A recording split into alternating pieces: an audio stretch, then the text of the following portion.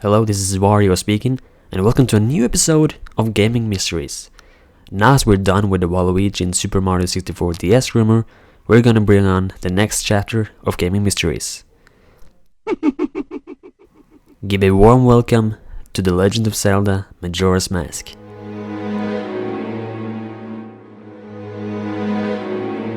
Majora's Mask holds a lot of mysteries and also some creepy stuff. If you don't know about the Zelda franchise and don't know about Majora's Mask, don't worry. Right now I'm gonna explain to you quickly what The Legend of Zelda is about and the story of Majora's Mask before we move on to the mysteries.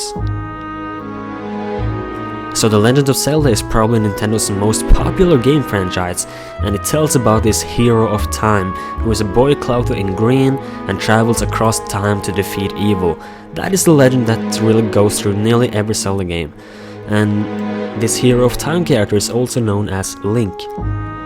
Every Zelda game has a different Link, or nearly every Zelda game has a different Link, simply because the game takes place in different time periods. Zelda is this princess that is often caught by this evil guy, who often is the evil guy called Ganondorf, and it's Link's job to save her and travel through time, and the land of Hyrule is often in nearly every Zelda game. That is like the land in nearly every Zelda game. In 1998, a Zelda game was released for the Nintendo 64. The game was called The Legend of Zelda Ocarina of Time, where we began as a young Link, and throughout the game we could travel 7 years in the future and 7 years back. So we could travel between young Link and adult Link. Link also got this instrument called the Ocarina, which could play, it was a legendary instrument, and it could play songs like the Song of Time, which would transport him to the Temple of Time. He could play the Sun Song, which could switch between day and night, and Song of Storms and other songs. Then, in the year of 2000, a new Zelda game was released for the Nintendo 64. The game was called The Legend of Zelda Majora's Mask. The weird thing was that the game ran on the same engine as Ocarina of Time. This means that the games were similar in so many ways, like the animations were the same, many of the sound effects were the same, many of the enemies were the same, many of the HUD were the same, the Link was the same, and everything was very similar to each other. The story of the game, weird enough, took place straight after the story in Ocarina of Time. This means that we're even playing as the same Link. The story begins with Link riding Epona in an unknown forest, and then he sees this guy called Skull Kid. Skull Kid is wearing this weird purple mask that is the Majora's Mask. He has two fairies, Tattle and Tal. Skull Kid steals the Ocarina of Time from Link and also Epona and goes away. Link tries to follow him into a cave, and when Link falls down in a hole, he meets Skull Kid again, and Link is transformed into this Deku Scrub thing. Then the two fairies, Tattle and Tal, is separated in an accident, and then one of the fairies has no choice but to join Link and try to find Skull Kid again. Link goes through a cave and he sees the exit, and straight before he goes out, he's stopped by a mysterious man. This man is called the Happy Mask Salesman. He tells Link that he's on a search for masks throughout the country, and he also tells him that an important mask was stolen from him, which is none other than the Majora's Mask. He also tells Link that if the Majora's Mask ends up in the wrong hands, something very dangerous will happen. He asks Link if he can bring back that mask to him before 3 days, because he's gonna leave in 3 days. And he also tells Link that if he can do that, he's gonna transform Link into his normal self again. Link eventually gets his Ocarina of Time back, and he travels back in time in order to keep the time going, so we have more time to, get the mask back. And the Happy Mask Salesman helps him after a while, and his curse transforms into a mask, and throughout the game he collects many masks that will transform Link into different versions of himself, and he can simply just pick them off to transform back into his normal self again. And that's really the story of Majora's Mask.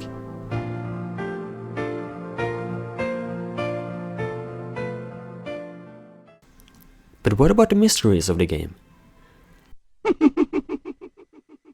Who is the Happy Mask Salesman? And have you ever heard of the famous creepypasta of the game called Ben Drowned? Let us take a closer look. So the Happy Mask Salesman said that he was gonna leave in 3 days, but that's not everything that's gonna happen in 3 days. In 3 days in the game, the moon that is controlled by Skull Kid is gonna crash into Clock Town, which is the main town in the game. The location in the game is called Termina, unlike nearly all the other Zelda games, which is Hyrule. That's because Link has just left Hyrule and now has come to Termina. The weird thing is that right after the Happy Mask Salesman asked Link to bring his mask back, he says that, if I'm gonna use the exact reference from the game, except the one thing is, I'm a very busy fellow and I must leave this place in 3 days. How grateful I would be if you could bring it back to me before my time here is up. What he exactly means by that? Well, that remains a question. If he's gonna leave or if he's gonna die or something. Well, yeah, you understand. Now here's another fact about the Mask Salesman. He doesn't only appear in Majora's Mask, he also appears in Ocarina of Time. And that is a real suspicious little thing. Because he owned a mask shop in Ocarina of Time where he asked Link if he could, sell the mask for him that he had collected and bring the money back to him. Now, has he closed off his shop in Ocarina of Time or something? Because the story in Majora's Mask takes place after the story in Ocarina of Time, so he must have closed down his shop or something. Is he following Link or something, or what is he really doing? At first, the Happy Mask Salesman looked like a friendly and kind guy. However, when Link's come back in Majora's Mask and having the Ocarina of Time with him, then the Happy Mask Salesman teaches him the Song of Healing, which turned Link back into normal. And the Mask Salesman finds out that Link doesn't have the mask, the Majora's Mask. He turns really angry and he opens his eyes for the first time and he's got that evil look on his face, and he starts to shake Link because he doesn't have brought his mask, and he gets like panic, and he's real in anger, and he starts panic and tells Link how terrible things is gonna become. Therefore, the Song of Healing is a very mysterious song and a very known song in Ocarina of Time, maybe the most known song in Ocarina of Time, maybe even the most known song in the Zelda universe, who knows? I'm gonna play it for you right now so you can hear how it sounds like.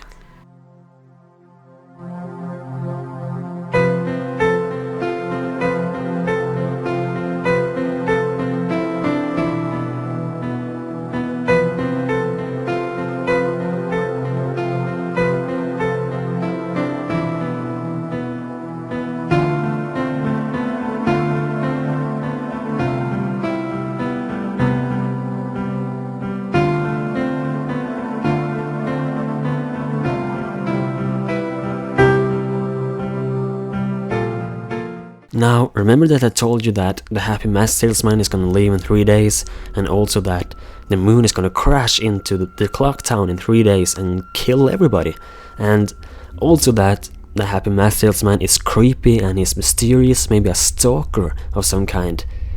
But there's one more, at least one more, very very mysterious thing about him, which really makes him very creepy and very scary actually.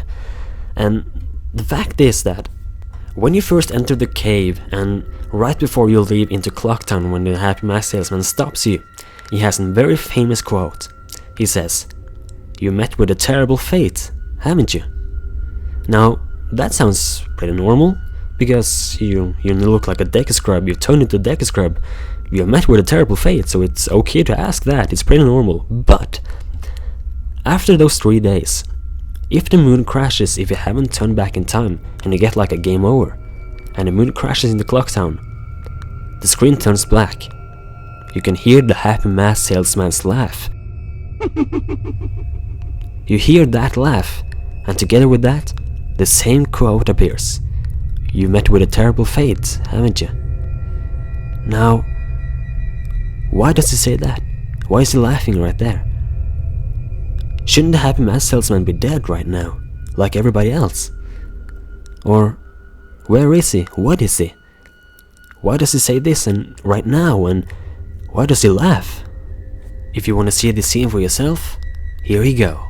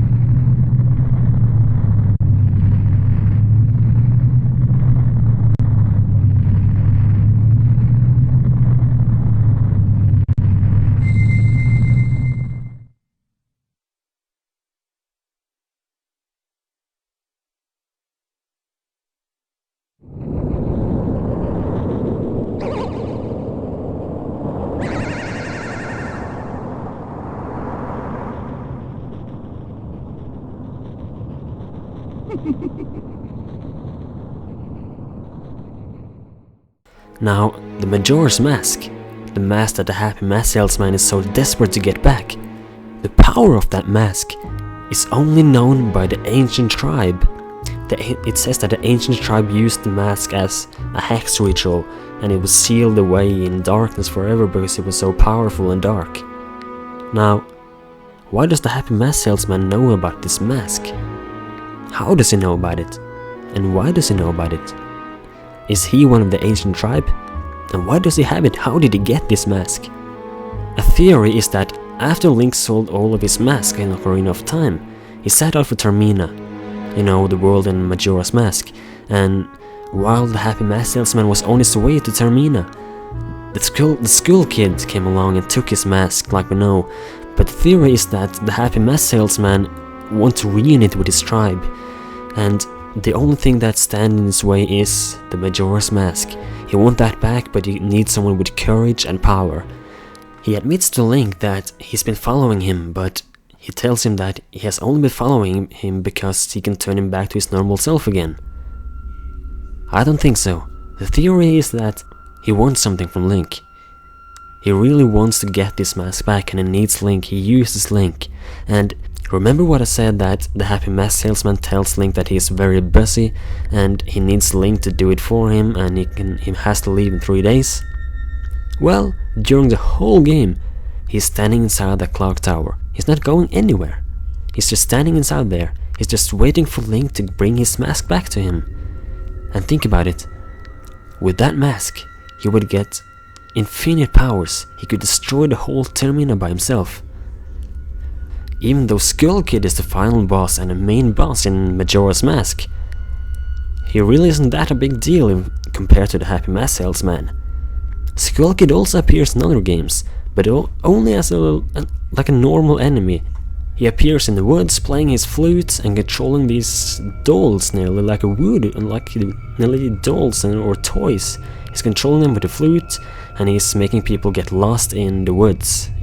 The Happy Mask Salesman, however, well, that's a different story, as I just told you about. The Happy Mask Salesman is probably the most creepy and mysterious character in the whole Zelda franchise. And the true identity of this person, and what he really wants, and who he really is, and more in-depth information about him, well, we probably will never get that. This is probably all of the information that I've got from him, and if you guys know more about him, if you guys have theories about him, if you guys just want to say what you think about the Happy Mask Salesman in Majora's Mask, then post your comments below.